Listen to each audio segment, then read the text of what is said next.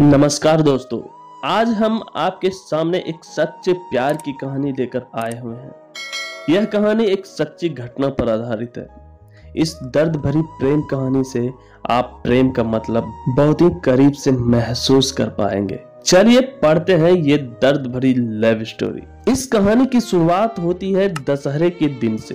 पूर्णिमा अपनी दोस्त के घर रावण दहन देखने के लिए जाती है, जहां उसकी मुलाकात उसकी दोस्त के चचेरे भाई हेमंत से होती है। दोनों एक दूसरे को जानते हैं और फिर दोनों की दोस्ती हो जाती है। हेमंत से ये मुलाकात पूर्णिमा के लिए कुछ नया लाई थी। अब तो हेमंत से पूर्णिमा का मिलना जुलना बढ़ गया और कुछ दिन बाद और देखते ही देखते वे दोनों अच्छे दोस्त बन गए। हेमंत और पूर्णिमा की यह दोस्ती बहुत आगे बढ़ती गई और अब तो हेमंत को पूर्णिमा से प्यार ही हो गया था और उसने पूर्णिमा से अपने प्यार का इजहार तक कर दिया। हालांकि पूर्णिमा थोड़ा असहज हुई, क्योंकि उसके जीवन के इस खालीपन में ऐसा पहली बार हुआ था कि किसी के वह इतने करीब आई थी और उसका प्यार का इजहार उसके सामने करना, यह सब नया था पूर्णिमा के लिए। पूर्णिमा ने तब तो कुछ नहीं कहा। बाद में हमेशा हेमंत के बारे में सोचती और अपने मन में ख्वाबों को बुनती रहती। कई बार तो उसने यह बात हेमंत से भी साझा की और जो बात आगे बढ़ी तो पूर्णिमा के इस खालीपन की जगह पर हेमंत का ऐसा असर हो गया था कि अब तो पूर्णिमा को भी हेमंत से प्यार हो गया। अब दोनों की प्यार परवान चढ़ने लगी थी और दोनों के प्यार की ऊंचाई आसमान छूने लगी थी। बात लोगों तक पहुंच गई थी और बात इतनी बढ़ी कि खबर का दोनों के परिवार के दहलीज तक आ गई थी। बात जब पूर्णिमा के परिवार तक पहुंची तो पूर्णिमा के परिवार वालों ने पूर्णिमा को काफी समझाया। परिवार की मान मर्यादा इज्जत वो ना जाने कितने कितने ताने दिए। कई बार तो परिवार के लोगों ने पूर्णिमा के नाम मानने पर उसे मारा था, उसे शारीरिक और मानसिक रूप से प्रताड़ित भी किया। पर कहते हैं ना, प्यार के लिए यह बहुत छोटी सी चीज है और शायद इसलिए पूर्णिमा का प्यार के सफर में उसका कदम का पीछे ना हटना इसकी गवाही देती है। सामाजिक रूढ़िवादिता, वो परिवार के लाख कोशिश करने के बाद भी जब यह रिश्ता नाकाम होता नहीं दिख रहा था तो इन दोनों के पक्ष में एक दलीलें थी कि दोनों एक ही जाति व समाज से थे। जब दोनों के इस रिश्ते को नामंजूर करने की सारी कोशिशें नाकाम हो गई तो दोनों की सगाई करवा दी गई। इसे पूर्ण रूप से दोनों के प्यार की जीत तो नहीं कह सकते, पर हाँ, यह एक पड़ाव तो जरूर था शारीरिक व मानसिक प्रताड़ना से छुटकारे का। ये एक पड़ाव तो जरूर था समाज के लोगों से मिलने वाले ताने का, और ये एक पड़ाव तो जरूर था उनके मिलने जुलने पर लगी हुई पाबंदी का। बहरहाल दोनों अब एक ऐसे रिश्ते में बंध चुके थे जहां वो अपने शादी के और आने वाले कल के, जिसमें वो साथ होंगे, की ख्वाब संजो रहे थे। पर कहानी का यह सफर यहाँ पर भी खत्म नहीं होता। कहते हैं ना, नियति जिंदगी के पड़ाव को कब आखिरी पड़ाव बना दे यह कोई नहीं जानता। कल गणगौर है। आज पूर्णिमा बहुत खुश थी कि कल गणगौर है और हेमंत उससे मिलने आने वाला है। बात थोड़ी सामान्य होने लगी थी और घर के लोग भी थोड़े बहुत खुश हैं। पूर्णिमा खुद को संवारती है, बार बार आईने में खुद को निहारती है। आज बहुत खुश है, मानो चकोर को चांद से मिलने के सारे विघ्न खत्म हो गए हो, सारे इंतजार खत्म हो गए हो। हालांकि अब तो इंतजार था कल का। पूर्णिमा के लिए ये पल मानो एक दिन का नहीं, हजारों हजारों वर्षों का था। वह प्रतीक्षा में एक एक पल को बड़ी ही कठिनाई से बिता रही थी, लेकिन मन में मिलने की उत्कंठा वो आशा थी, पर आज वह बहुत खुश थी। वहीं दूसरी ओर हेमंत पूर्णिमा से मिलने के लिए अपने वहां से निकलता है और दुर्भाग्यवश रास्ते में ही हेमंत के साथ एक दुर्घटना हो जाती है और उनकी मौत हो जाती है। इस बात से बेखबर पूर्णिमा उनके लिए प्रतीक्षारत है। पूर्णिमा के परिवार वालों ने पूर्णिमा को यह बात नहीं बताई। इधर हेमंत अंतिम यात्रा पर चलने को तैयार है, उनका दाह संस्कार होने वाला है, तो उधर दूसरी ओर इन सब से अनजान पूर्णिमा उनके इंतजार में व्याकुल है। उसका मन बेचैन है अपने हेमंत से मिलने के लिए। शायद अंतिम यात्रा में वह हेमंत के साथ हो सकती थी, क्योंकि हेमंत अब इस सफर से लौट बहुत दूर जा बैठे हैं। हेमंत का दाह संस्कार हो जाता है, किंतु पूर्णिमा अपने हेमंत के इस आखिरी सफर और उसके लिए आरंभ एक दर्दनाक सफर से अब भी अनजान है। एक कभी खत्म न होने वाले इंतजार में ही रहती है। इधर हेमंत की मौत की खबर से अनजान जब पूर्णिमा को उसकी मौत की खबर मिलती है, तो पहले तो वह इस बात को स्वीकार ही नहीं कर पाती है। वो ये सदमा बर्दाश्त नहीं कर पाती है। उसका मानसिक संतुलन इतना बिगड़ जाता है कि अब वह जोरों से चीखती है और चिल्लाती है, और उसकी जुबान पर एक ही लफ्ज बार बार आता है कि मेरा हेमंत कहीं नहीं गया है। मेरे हेमंत जिनके लिए कल मैं पूजा करने वाली हूँ, वे गणगौर के पूजा में शामिल होने जरूर आएंगे। उन्होंने मुझसे ना भूलने का वादा किया हुआ है, इसलिए हेमंत जरूर आएंगे। मेरे हेमंत जरूर आएंगे।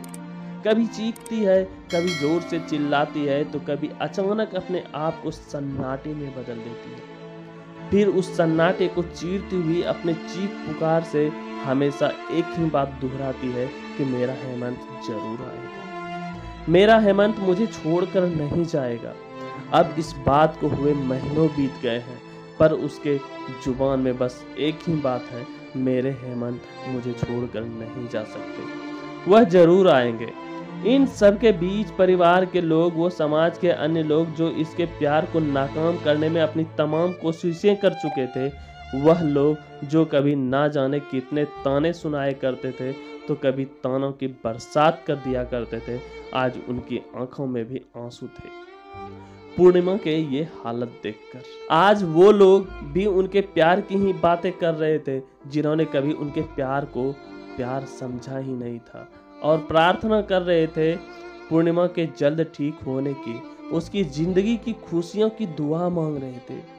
क्या उनके आंखों में आंसू पश्चाताप के आंसू हैं?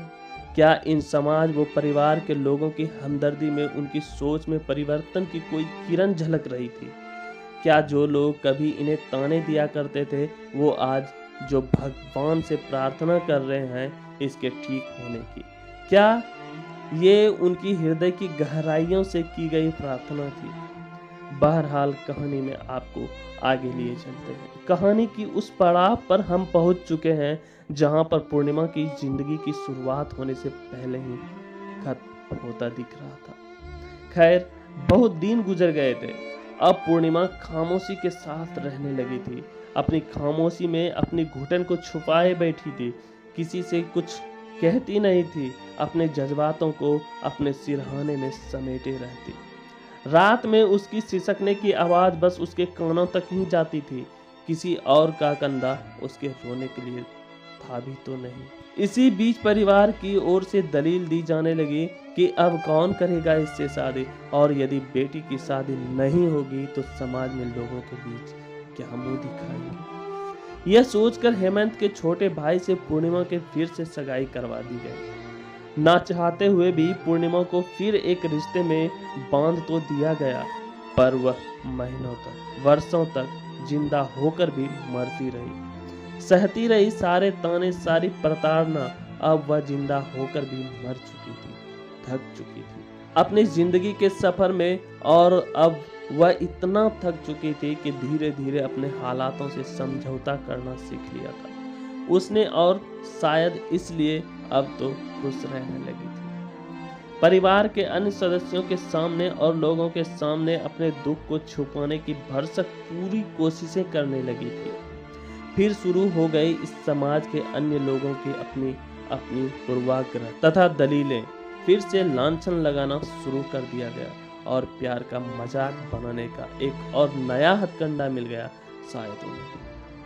अब उसकी खुशी पर ना जाने कितनी बातें गढ़ने लगे कि देखो कितना खुश है, मानो कुछ हुआ ही ना हो।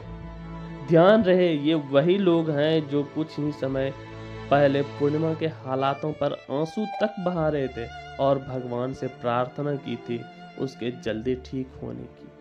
आज वही लोग इस पर चरित्रहीनता के आरोप मढ़ रहे थे। इन सभी बातों ने उसके जीवन में पुनः वही सारी विपदाओं को ला खड़ा किया जो उसने पहले देखी थी। मानो उसके जीवन में दुखों का साया फिर से आ गया। उसके हंसते खेलने वाले जिंदगी में फिर से दुखों का बवंडर आ गया। अब वह फिर से टूटने लगी। समाज ने तो यहाँ तक कहना शुरू कर दिया कि इसने जो कुछ भी किया था वह नाटक था, वह सारा प्यार, वह सारा दुख तो दिखावा था, वह तो महज एक छल था। और पूर्णिमा से अब उसके ससुराल वालों ने भी फिर से सगाई तोड़ दी, ये कहकर कि हमारे एक बेटे की मौत की जिम्मेदार यही है, अब दूसरे को न मार दे। इसके कारण हमारे मान सम्मान इज्जत को ठेस पहुंची है और साथ ही ठहरा दिया अपने ही बेटे की मौत का जिम्मेदार। हम उसके दर्द की कल्पना भी नहीं कर सकते हैं जिसने इस दर्द को जिया है। मैंने मात्र देखा है उसे ये जिंदगी जीते हुए, और मैं बहुत आहत हूँ लोगों की, समाज की, वो परिवार की ऐसी मानसिकता को देखकर। और जिसने ये सब कहा उसकी मनोदशा कोई नहीं समझ सकता। फिर क्यों लोग आ जाते हैं किसी की खुशियों को छीनने? क्यों लोगों को किसी की पल भर की खुशी भी नहीं देखी जाती? उसके दर्द को नहीं समझ सकते तो मत समझो उसे और दर्द तो ना दो। क्यों किसी को फिर से जीने का हक नहीं? मुझे आज तक उस लड़की का गुनाह समझ नहीं आया कि क्या किसी से प्यार करना गुनाह है? क्या प्यार करने से वो चरित्रहीन हो जाती है? और क्या उसका गुनाह था कि उसका प्यार अधूरा रह गया? क्या उसका गुनाह ये था कि उसने फिर से जीना चाहा? प्यार के नाम पे लोग ना जाने कितने भाषण देते हैं, ना जाने कितनी सारी उपमाएं दी जाती है। कान्हा जी और राधा जी के प्रेम को लोग पूजते हैं, क्या वाकई में पूजते हैं? मैं नहीं मानता, ऐसे ही लोग मानते हैं भगवान के उस प्यार को। अगर ऐसा होता तो आज हर समाज में प्यार करने वालों को अलग नहीं होना पड़ता, किसी को ये दर्द नहीं सहना पड़ता। अगर लोगों के अनुसार ये गुनाह ही है तो क्यों पूजा करते हो राधा कृष्ण की प्रेम की मूर्त की? क्यों उन्हें भी सजा नहीं देते प्रेम करने की, प्रेम करके अधूरा छोड़ देने के लिए? एक ही उम्मीद करूंगा, किसी को जीने नहीं दे सकते तो उसे मरने के लिए मजबूर तो ना करो। किसी का दर्द नहीं समझ सकते तो और दर्द मत दो। उम्मीद करता हूँ दोस्तों कि आपको ये दर्द भरी कहानी और सच्ची प्रेम कथा पसंद आई होगी। तो इस वीडियो को आप अधिक से अधिक जरूर शेयर करें। धन्यवाद।